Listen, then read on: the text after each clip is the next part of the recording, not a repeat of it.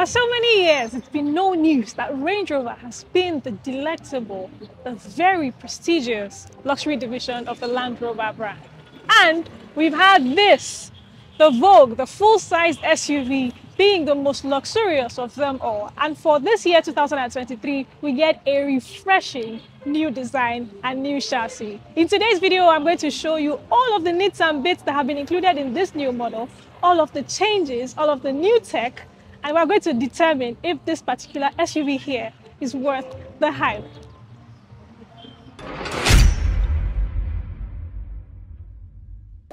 The Range Rover Vogue, just like I mentioned earlier, was entirely redesigned. Now what I have with me here is none other but the prestigious P530 Autobiography trim. Yes, so we have this. You can of course tell that the Range Rover was redesigned, but we still get the traditional Range Rover look that just speaks prestige and elite anywhere you see this car. So what we have here is a fully redesigned and refreshed headlamp style with LED daytime running lamps, quad beam LED lights down there. And here we have our headlamp washers that are beautiful. We also get blacked out wider grills that just curve all the way into the hood or the bonnet. And here at the lower part, we have, as opposed to the previous generation, a full air intake that also has this beautiful gloss design and this fog lamps right here with parking sensors embedded in them. This particular generation speaks beauty, and it also is wider than the previous generation. At the side, we now get 23-inch rims that are wrapped in all-season tires, and in there we get a massive brake disc with 6-piston brake calipers in the front. Moving on to the rear, we have the same thing, the same setup, but a 4-piston brake caliper right there at the rear. Even better, we get rear wheel steering on this generation, which just makes this car a beauty to drive. Moving further still, we get this U-shaped design as opposed to the 3 stripes we used to have on the previous generation. And we have our Autobiography badging. We have a fully blacked out side mirror with blacked out side indicators embedded in them that are power folding and also heated. Now, we get the Vela style doors that stick out when the key is in proximity to the car, and this car offers you smart entry, which is just very amazing. Moving all the way to the back, this rear end is where all of the redesigning on this particular generation happened, because this looks absolutely nothing like the previous generation. So what we have here is a fully blacked out bar that houses the Range Rover emblem. Here we have the tail light, which is LED and also is the turn signal. Further down, of course, we have our reverse light and the reflector, and by the side here we have the marker. Even further, we have quad exhaust tips that are very invisible, and over here we have this, a beautiful tailgate that actually has a power controlled lower door. So this anchors you into the lot of space that we have here in the cabin, especially with the third row seats folded down flat, and this is very spacious and very beautiful. It's also worthy to note that everything in this car is power controlled, including the seats. So here you can or raise all 4 seats to create more trunk capacity for yourself. And even better, here you have this screen with haptic feedback where you can control still folding all 4 seats at the same time or raising and lowering the rear suspension. The cabin is very beautiful, very plush, and it is a beautiful mix of leather, premium plush leather, wood, and even chrome bits everywhere, and this just gives this car the luxurious feel that it has. So right here we have what I like to call the front section, the very beautiful luxurious section, but I mean we all know where the most of that part is in this car. So we have a 13-inch infotainment screen that is touch screen and has haptic feedback. It is also compatible with Android Auto, Apple CarPlay, and Amazon Alexa. This particular car here has a beautiful cream interior, fully perforated seats that are heated, ventilated, and have massage function, all of which you can control from here. We also get tri-zone climate controls, which you can control from these knobs here, rather than having dual screens as opposed to what we had on the previous generation. And right here, if you push this wood part open, you have a wireless charging port, 1 USB-C port, and some storage. Pushing it close, of course, we have our gear selector, our start-stop button, our audio controls or radio controls, and here we have our drive mode selector and the off-road controls. Pushing this open, we have 2 cup holders rather, and pushing this further, we have a USB-C port and a normal type A port with extra storage.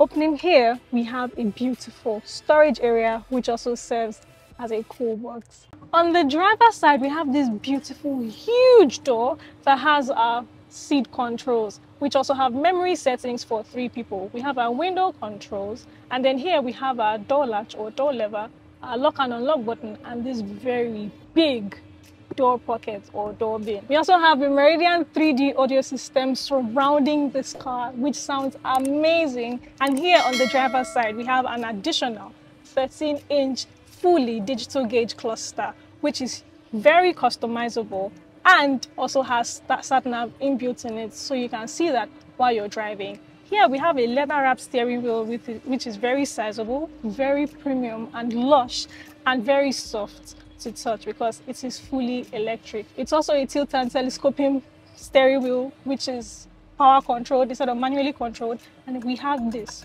steel paddle shifters, as well as a beautiful set of controls on the steering wheel, which is different from what we had in the previous generation. The seating comfort here is amazing. I mean, the leather is very soft. The perforated seats that have the comfort of heat or ventilation is very beautiful, and driving this particular SUV is befitting of the class that it was built for.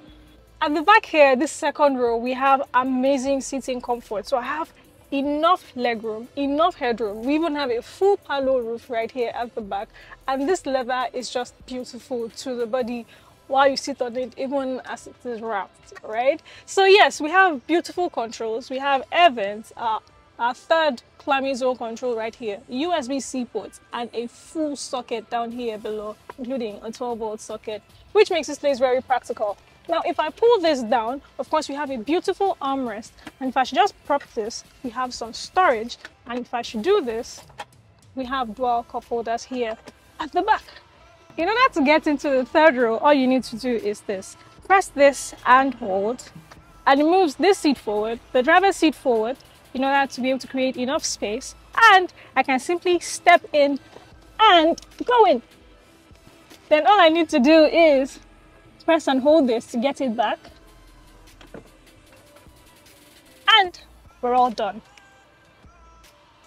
So seating comfort at the back here, the third row, is pretty good for me because, well, I'm petite, but not very petite. But someone who's taller than me, say a 6-foot person, might not be very comfortable right here at the back. However, this is beautiful, amazing. We have yet another air vent, more USB-C ports at the back here, cup holders, and the best part is all seats in this car are heated, but the second row and third row are not ventilated.